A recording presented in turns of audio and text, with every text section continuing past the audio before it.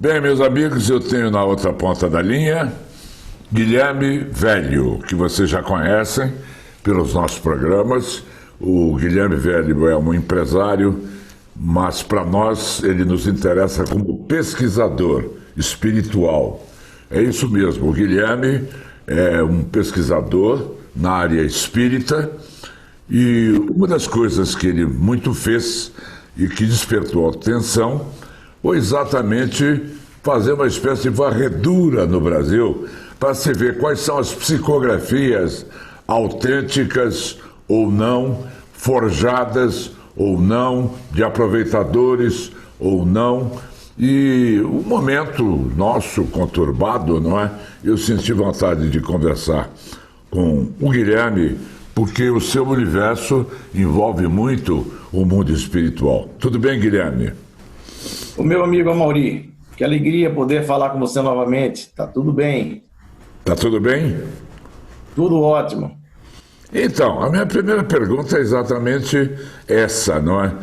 Você que é um pesquisador, que conversa com médios importantes e que você considera verdadeiros, você que conversa com pessoas que psicografam, algumas das quais desmascaradas por você e que eram pessoas aproveitadoras.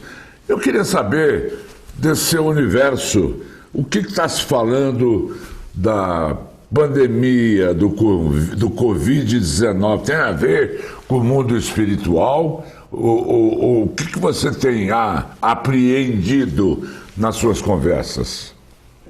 Pois é, eu andei conversando com os médiuns que eu sei que tem um trabalho sério e também questionei quanto a essa situação, porque a mesma dúvida que você tem, o mesmo questionamento que você tem, eu também tenho. Então eu procurei, andei conversando com eles e eles foram unânimes em afirmar de que isso não se trata de um castigo divino, não se trata de uma punição ou de um final de um ciclo para a humanidade. Muito pelo contrário, eles disseram que esses tipos de fenômeno, né, de pandemia, sempre existiu na história da humanidade, a gente sabe, a gripe espanhola e tantas outras. Então, se a gente for tratar essa pandemia como uma mudança para a Terra, um ciclo da Terra, teremos que também levar em consideração as outras, que inclusive mataram mais do que o Covid-19. Então, nós acreditamos que isso é realmente um processo natural da evolução da espécie. Houve alguém que psicografou alguma coisa a respeito disso? Não, as mensagens que nós recebemos através dos médios autênticos foram mensagens de apoio, de incentivo, de força nesse momento que a humanidade está tão fragilizada, e não de mistificação. E eles sempre deixaram muito claro que se trata de um momento natural da humanidade, que sempre existiu. É um ciclo. É um ciclo, sem sombra de dúvidas. Guilherme Velho, me parece que você está debruçado sobre um trabalho sobre a imortalidade da alma. Queria que você me falasse um pouquinho sobre essa sua mais recente pesquisa. Aliás, está envolvido nela. Pois é, a imortalidade da alma é um tema que me instiga muito, porque na história da humanidade, a comunicação entre os vivos e os mortos, ela sempre existiu, né? Sempre existiu, desde os povos antigos, né? da Índia, com Krishna, com Buda. Você chega ali no hinduísmo, no budismo, tem ali Masaharu Taniguchi, né, que é o expoente da Seishonoye, que é o Chico Xavier deles lá, que morreu no ano de 1985. E quando você vai estudar as obras de Masaharu Taniguchi, você vê a imortalidade ali sendo exaltada, sendo enaltecida. Né? Então, a história de Paramahansa Yogananda, que vem do Oriente para o Ocidente, trazendo a yoga. Então, toda a história do Oriente ela é muito rica na comunicação entre os vivos e os mortos, na imortalidade, mas isso não ficou preso ao Oriente. Aqui no Ocidente a gente tem a história de Joana d'Arc, que é o maior fenômeno da história, da camponesa analfabeta, e morreu na fogueira porque ouvia as vozes dos mortos. Giordano Bruno, sacerdote católico, que acreditava um dos motivos da morte de Jordano Bruno é que ele acreditava na comunicação entre os vivos e os mortos. Morreu num poste amarrado no dia 17 de fevereiro do ano de 1600. Um dos motivos é que ele acreditava na comunicação entre os vivos e os mortos, né? E a própria Igreja Católica, Amaury, ela, na época do século XIX, quando os fenômenos espirituais começaram a ocorrer na Terra com maior profusão, muitos padres e freiras mortas vieram do além para se comunicar pedindo orações, pois estavam sofrendo no purgatório.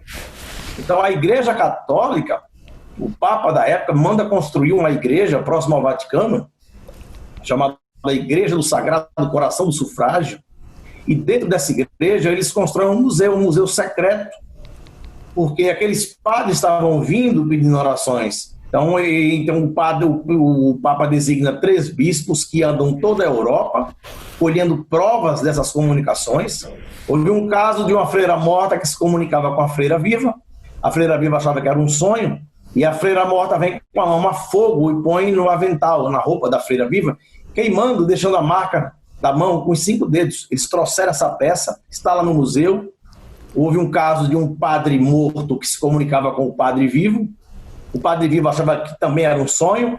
O padre morto, para o irmão ter certeza de que não era um sonho, vem com a mão a fogo, abre a Bíblia do padre e põe lá a mão queimando os 5 dedos, chegando a perfurar 9 páginas. Eles trouxeram essa Bíblia para lá. Ao todo, são 270 peças nesse museu, que durante muito tempo ficou lá escondido. Muitos padres e freiras nunca ouviram falar desse museu. Nós entramos ainda na época em que era proibido entrar, a gente conseguiu entrar lá e filmou todo esse museu, até no nosso canal no YouTube. Mas hoje esse museu já está podendo ser acessado pelas pessoas, a igreja já abriu lá. E o interessante, Amaury, é que esse museu ele foi criado pelo Papa porque, como os padres estavam vindo e se comunicando dentro do ambiente católico, ficou muito ruim para a igreja, porque o indivíduo passa a vida toda no celibato, né? E aí, quando ele morre, ele volta para pedir oração porque está sofrendo. Então não faz sentido. Então ele devia estar no inferno. Então a Igreja Católica resolve dar ênfase à ideia do purgatório, que já existia, porque aí o padre fica lá no purgatório, a gente faz aquela oração, ele sobe e vai para o céu. E os nossos irmãos evangélicos não aceitam a ideia do purgatório.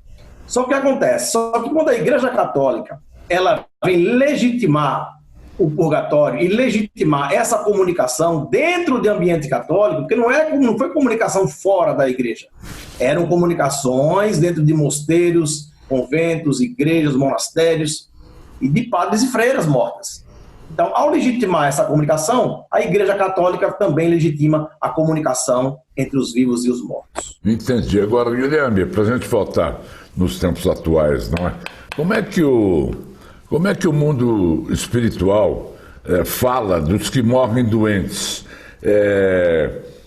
Eles vão para algum hospital na outra dimensão? Olha, o que a literatura espírita, ela fala que nós somos 3 em 1. Nós somos consciência, espírito, somos esse corpo biológico e temos um outro corpo energético. E nas obras de Chico Xavier, nas obras de Emmanuel, de André Luiz, que ele narra bem essa situação do outro lado. Nas obras de Allan Kardec, a gente não vê muito essa narrativa do outro lado. Mas nas obras de Chico a gente encontra muito mais informações a respeito do contínuo da vida do mundo invisível. E lá na obra de Chico realmente eles falam isso, que existe que tudo que tem aqui tem lá, mas muita coisa que tem lá não tem aqui. E nós temos esse corpo energético que sobrevive, que é um corpo semimaterial, e que, dependendo da forma como você vem a morrer, você recebe lá um cuidado para se restabelecer. É mais ou menos por aí. Entendi. Guilherme, eu me lembro de você ter me dito em outra entrevista, e você até mostrou, existe uma faculdade para a formação de médiuns em Londres, não é? Essa faculdade, que me parece que é até centenária, ela continua recebendo muitos interessados? Você lá vai para a faculdade, se você for portador de alguma paranormalidade, e aí você pode adentrar e fazer o curso da faculdade. A Arthur Findlay College foi uma faculdade fundada num prédio do século XIX, e ela foi inaugurada no ano de 1964. E tem várias disciplinas interessantes. Tem a cadeira de mediunidade, artes psíquicas, hipnose, curas mediúnicas. É muito interessante. Inclusive, são alunos de vários países que vão estudar lá.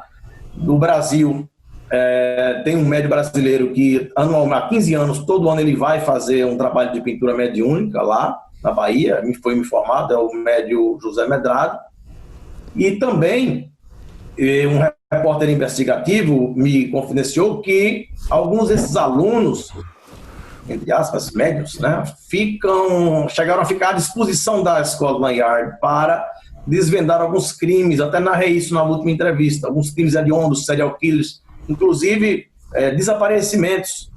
Eles conseguiram desvendar esses crimes e localizar os corpos. Só que eles não divulgam isso para a preservação dos alunos. Mas nós tivemos acesso, inclusive lá não pode filmar. Aí no meu canal também nós fizemos um vídeo lá na faculdade da Arthur Findlay, que também está lá, vocês podem assistir. É muito interessante.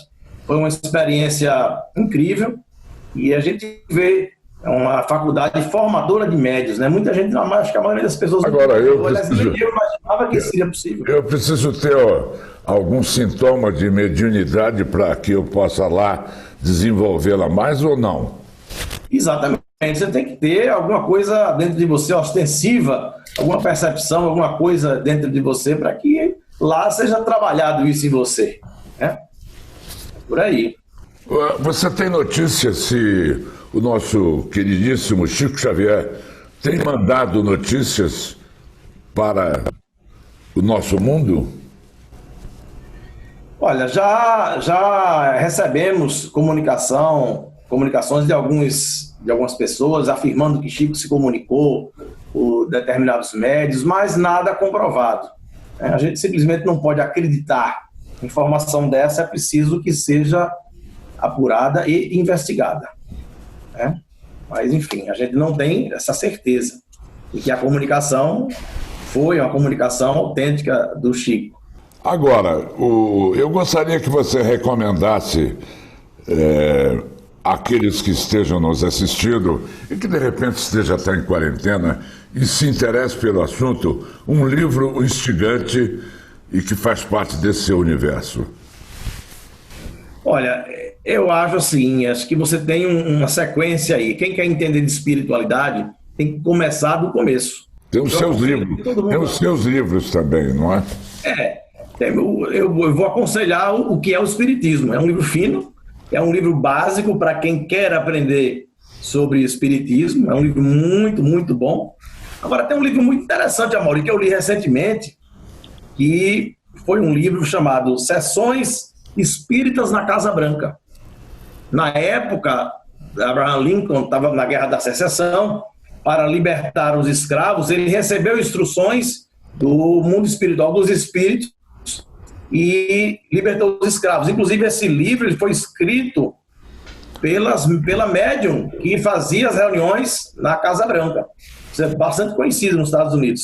Bem, Guilherme, eu espero encontrá-lo na próxima vez diante das nossas câmeras. Nós estamos aqui pelo sistema Zoom, só para poder conversar com pessoas que o público gosta de saber sobre suas novidades.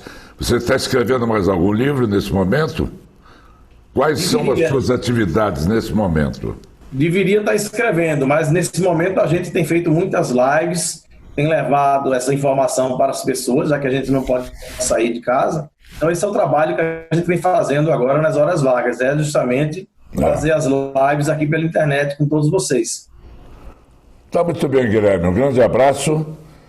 Feliz quarentena, que você atravesse produtivamente esse período de recolhimento e eu te revejo no meu programa. Muito obrigado, Guilherme.